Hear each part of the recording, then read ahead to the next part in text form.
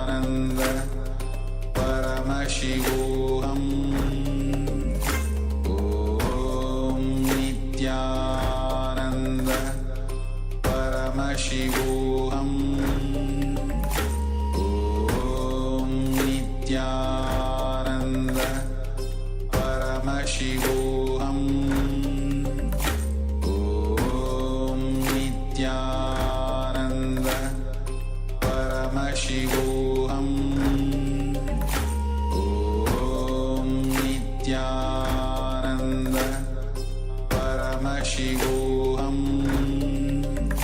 Om Nithyananda Paramashivoham Om Nithyananda Paramashivoham Om Nithyananda Paramashivoham Om Nithyananda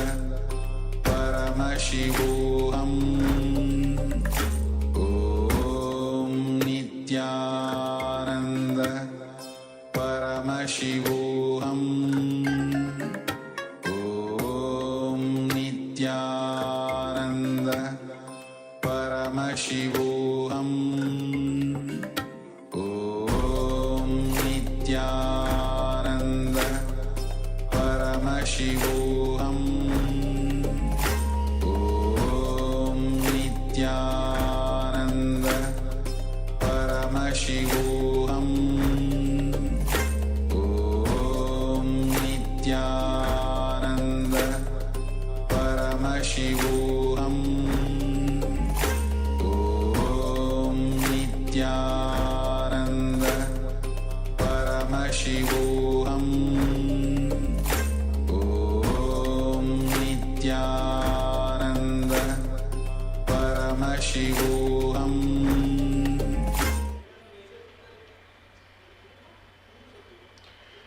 नित्यानन्दं परमसुखदं केवलं ज्ञानमूर्तिं द्वन्द्वातीतं गहनसदृशं तत्त्वमस्याधिलक्ष्यम् एकं नित्यं विमलमचलं सर्वदी साक्षिभूतं भावातीतं त्रिगुणरहितं सद्गुरुं तं Namami.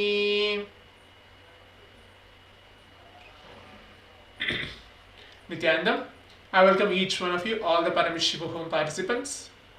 I'll be the next Acharya for this entire session, which is going to be on the topic of seeking and Upanishads, which we're going to learn. But before that, requesting each of the participants to please keep your cameras turned on, please give your intense listening, get your book and pen ready, because we're going to listen to multiple different powerful cognitions and internalization exercises, and of course, manifesting Shaktis as well. Now please be on the camera and get your book and pen ready. The first topic which we're going to learn is fall in love with seeking. But before that, let's have a recap of what did we learn in the previous session. We learned of telling say yes to life, and then the internalization exercise as well, and of course the basic level of seeking. And we learned as on the Ishavasya Upanishad as well. Seeking is, here's a question where it is being asked to Swamiji, how to experience consciousness, which is seeking. Seeking is your innermost core pain, understanding. It has not yet expressed its full potential. Your innermost core decision to be free, to be awakened. The decision to melt you and reinvent you, melt you and mold you as you want. The ancient Vedic rishis were constantly seeking for the cause and truths of life, never blinded by what was in front of them. Same way, we should question everything and go beyond the veil of reality to discover the source. Understand, your breathing pattern is your life. When you are in completion, you will have a different breathing pattern. When you are in suffering, you will have a different breathing pattern. When you are complete, you will have a different breathing pattern. The breathing pattern is so powerful, it can lead you to the space of completion. Your breathing pattern is you, your identity. Now declare that your breathing pattern is same as cosmic breathing pattern. Sit in the space of unclutching and breathe in with Paramashiva.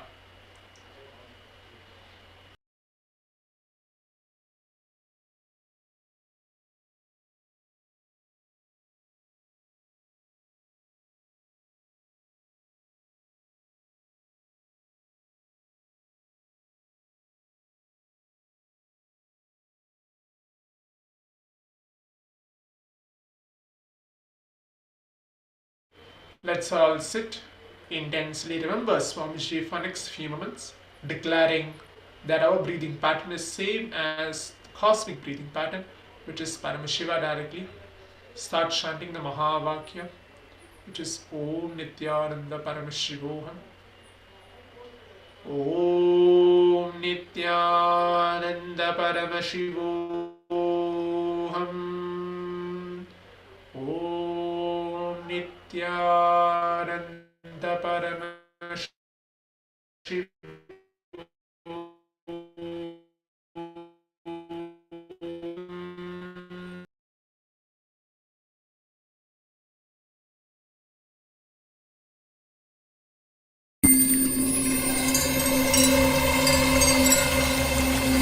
I welcome you all with my love and respect. Let you all open all your three eyes. Om Nithyananda Paramashivoham.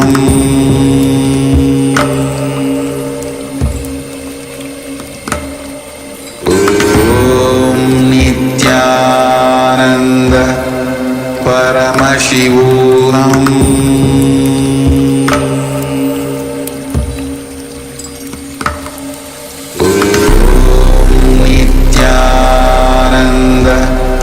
Paramashivoham.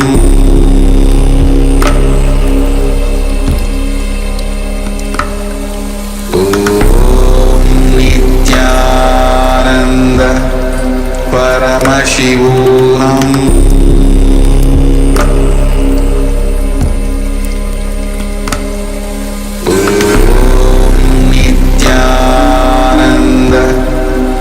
Paramashivoham. Om Nithyananda Paramashivoham. Om Nithyananda Paramashivoham.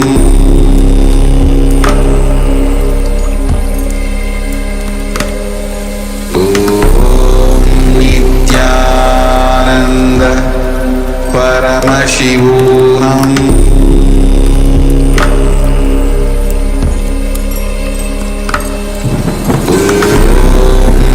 Nithyananda Paramashivoham.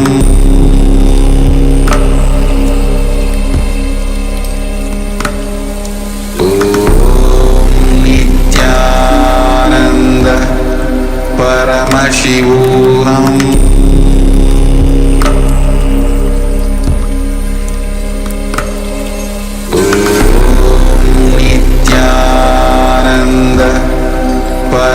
Paramashivoham.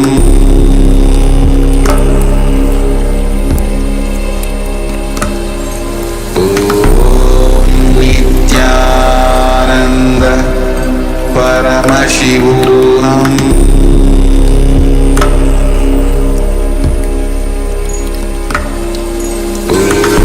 Om Nithyananda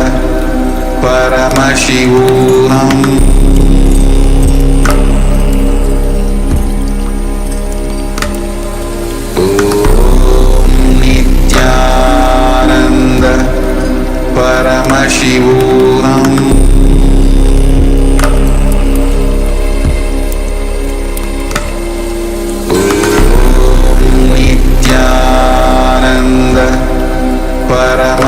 Paramashivoham.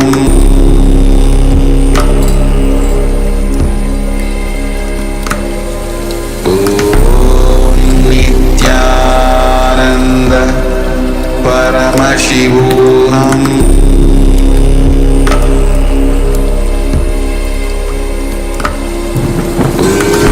Om Nithyananda Paramashivoham.